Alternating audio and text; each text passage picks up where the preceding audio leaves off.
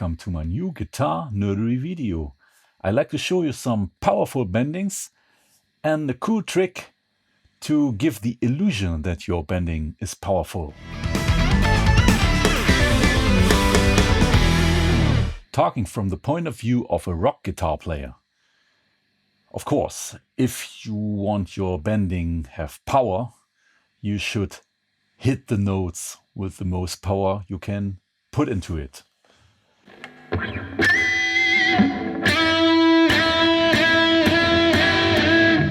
When you want to play a solo in a live situation, in a rock band, in a hard grooving and loud rock band, or in the studio in a very punchy rock song, and if you have bendings in your solo and you want to punch them out, there's no place for being shy or playing safe.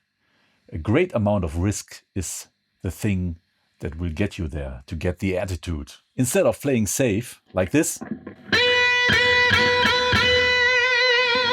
you can also play like this. And the dirt that comes with playing the guitar very hard is actually what we want. And that is my first tip for playing a powerful bending. Put some dirt before the note. And I don't know if we can call it psychoacoustics, but if the note rises out of the dirt, it seems to have more power. It actually hasn't more power, but it sounds like it has. Let me give you an example.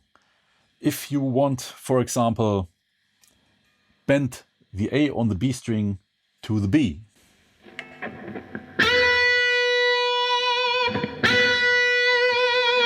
It sounds more powerful if you hit the muted strings before the note. You get that scratch.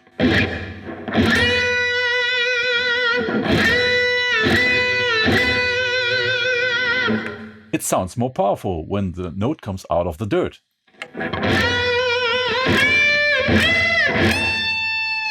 And now I want to show you some real powerful bendings using two strings. The two bendings I'm going to show you are used very, very often, but they work great, just in case you don't know them. The one I show you now, I call the Jimi Hendrix bending, because it was a kind of trademark of Jimi Hendrix, and it's copied so often of different nowadays guitar players through the history. I mean this.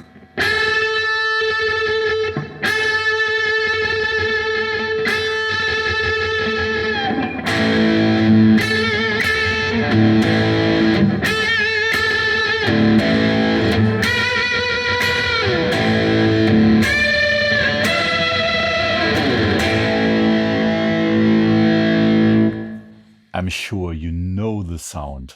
What you're gonna do is you hold one note, in this case the A on the E string. I also fret the G on the B string.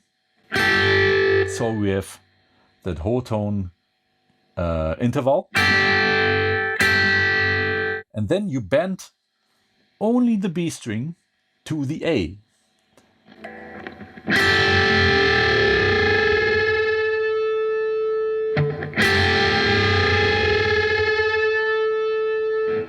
And you can surely hear that fluttering of the interference between them two notes until they meet.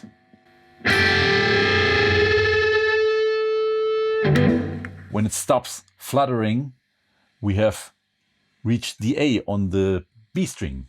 So we have the same notes. We have actually this. But what gives the impression of power and wildness is just that dissonant interference. That's that screaming sound.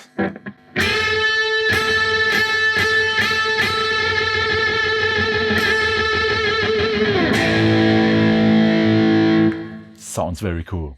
And it's even easier to play on the G and the B string, because we have only to span 2 frets instead of 3. And there again, you hold one note, here's the E, here's the D, and I bend the D to the E.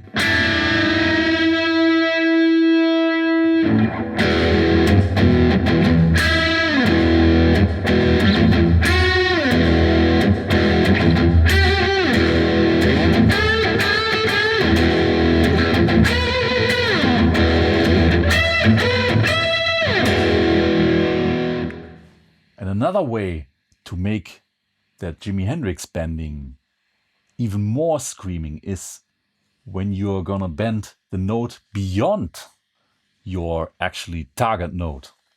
So if I have here a D and an E, that's a whole tone bending, and I'm gonna push the note further up.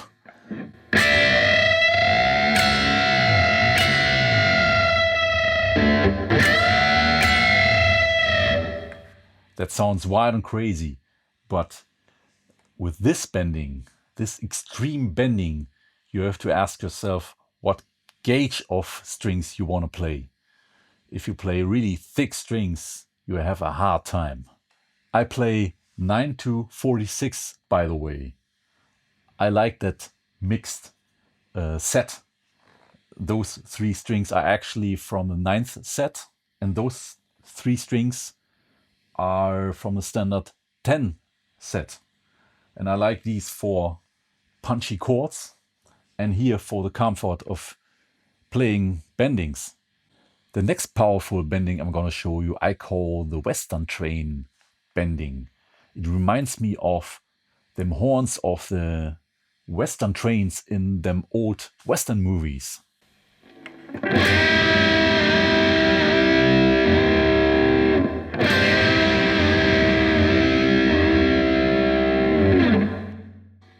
This bending also works with interference, with dissonance, giving the impression of power and edge. It's played on the B and the G string. You fret the G on the B string and the D on the G string. So you have this.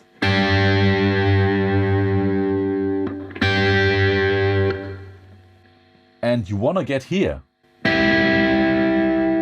So the G stays put, but you bend the D to the E.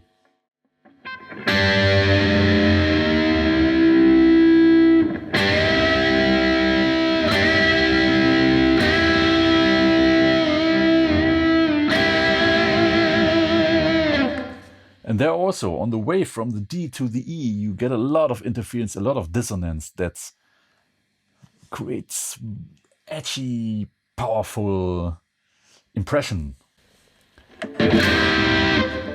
And adding some dirt before playing that bending makes it even more powerful.